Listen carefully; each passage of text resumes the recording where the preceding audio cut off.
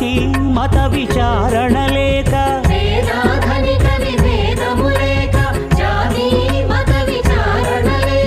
సర్వులు ఒకటై నిర్వహించుటకు సత్యదేవు వ్రతమొక్కటి సాక్షి.